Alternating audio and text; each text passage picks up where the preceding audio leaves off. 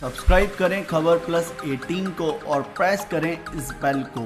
खबरों के लिए बने रहें। लेकिन कोई इसको लेकर आवाज़ नहीं उठा रहा। अभी पायलट साहब ने चिट्ठी लिखी है इसको लेकर। देखिए, मैं समझता हूँ पायलट साहब ने जो चिट्ठी लिखी है, पायलट साहब तो चिट्ठी पहले भी लिख सकते थे, बहुत चीज़ लिखनी थी। जिस समाज ने उसको वहाँ तक बनाया और जिस समाज ने पूरी विधानसभा के अंदर में टोटल वोट दे के आज ये प्रदेश की गवर्नमेंट बनाई, उस समाज का एक दिन उस आदमी ने जिक्र नहीं किया।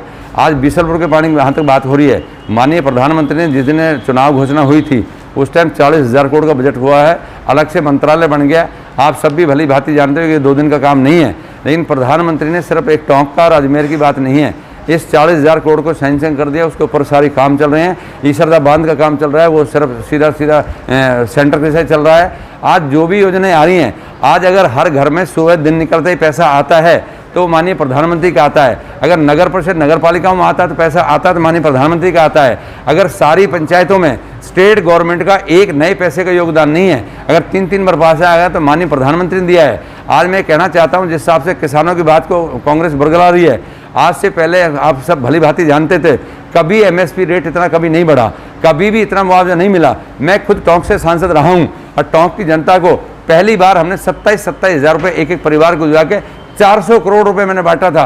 मैं खुद एक मतलब जमींदार का बेटा हूँ, लेकिन हमने 150 रुपये 150 रुपये 6 महीने बाद में चेक आते देखे थे। आज मैं कहना चाहता हूँ, जिस हिसाब से माननीय प्रधानमंत्री ने शुरुआत की है, आप ये मान के चले अगर कोई भी फसल खरीदेगा तो लोकल मजदूर की उसमें इन्वॉल्वमेंट होगी। जिस दिन पॉस मशीन से राशन का शुरू गया था, उस दिन सारे राशन डीलर कहते थे हम बेरोजगार हो गए, हमारा कैसे काम चलेगा। मैं कहा सबका चलेगा। आज माननीय प्रधानमंत्री इस बात को मैं कहना चाहता हूं कि जिस हिसाब से अभी जनधन खाते खुलवाए थे, 500 रुपये दिए तो 500 को 500 सीधा पैसा आ गया। पूर्व के प्रधानमंत्री माननीय राजीव गांधी कहा करते थे कि हम 1 रुपये यहाँ से भेजते हैं, 15 पैसे वहाँ पहुँचते हैं। आज देश के प्रधानमंत्री ने ऐसी व्यवस्था की है कि जब पेंशन आती है तो पेंशन में हम बूझ देते थे। हमारी डोकरी बेचारी कहती थी कि वैसी मोटरसाइकिल वाले से कि मेरी पेंशन दिवाला, डाकिया को ढूंढती थी।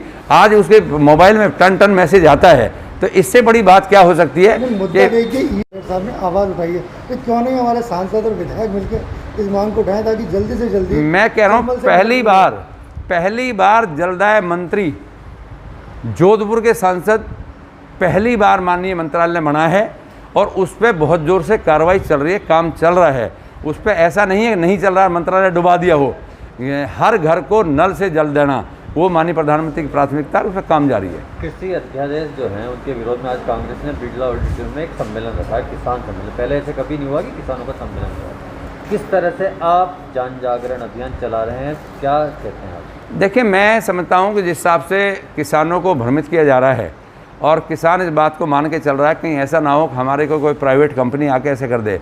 मैं आपको एक उदाहरण देता हूँ। जब भी हमारे किसानों की फसल खरीदी जाती थी, अगर टोंक के अंदर रेट सस्ता हो गया तो मध्य प्रदेश का आदमी आके फसल बेच जाता था।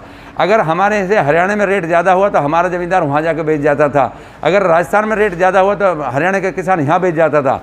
आज माननीय प्रधानमंत्री ने तय किया है कि पूरे देश के अंदर में अगर आज मेरा किसान इतना डेवलप हो चुका है कि वो अपने यहाँ पर बैठा बैठा देख सकता है अगर तमिलनाडु में क्या रेट बिक रहा है, तो वहाँ के ज़मींदार से भी वहाँ के उससे भी बात की जा सकती है। मैं समझता हूँ कि इस मात्र में जिस हिसाब से काम किया है, आज से पहले किसान को कभी भी इतना मुआवजा नहीं मिला, कभी भी इतना बीमा नहीं मिला। बीमा होते थे, बीमा कंपनी से कटता था, लेकिन बीमा कभी मिलता नहीं था। आज मैंने निवाई के अंदर में खुद किसान का आपको मैं वक्तव्य दूंगा कि मेरी 5 बीघे ज़मीन है, मेरा 20,000 रुपये खर्चा हुआ और मैंने 70,000 की फसल बेच ली है। मैं मालपुरा में भी ऐसे आधे किसानों का उदाहरण दे सकता हूँ। तो माननीय प्रधानमंत्री जो बात कर रहे हैं, ये कोई हमारा कोई वो वादा नहीं, कोई झूठा नहीं। कांग्रेस तो खुद चाहती थी, लेकिन कांग्रेस अब नहीं सफल हो पाई तो उसमें नए वो लगाती है। तो माननीय प्रधानमंत्री जी एक किसान नहीं, मजदूर को भी, किसान को भी, गरीब को भी हर तरह से संबल देना चाहते हैं, हर तरह से मजबूत करना चाहते हैं। कांग्रेस के पास आज कोई मुद्दा नहीं है। कांग्रेस के राहुल गांधी जाके कभी वहाँ जाके ट्रैक्टर पर बैठ के यात्रा निकाल रहे हैं। अरे मेरे भाई, एक बार बताना, आपने खुद नहीं वो सारे पटले फाड़ के डॉक्टर मनमोहन सिंह से उठा कर डस्टबिन में डाल दिए थे। तो आज आप खुद सोच के देखो ना, आपने क्या किया है। आप 50 साल देश में राज किया है। अगर किसान को इतना उभारते तो किसान कहीं का कहीं पहुंच जाता। आज ये एनडीए की सरकार, भारतीय जनता पार्टी की सरकार और देश के प्रधानमंत्री नरेंद्र मोदी ये बात चाहते हैं किसान को कैसे मजबूती दी जाए, उसमें बहुत कुछ कार्य हो रहा है। प्लीज सब्सक्राइब खबर plus 18 for latest news and updates.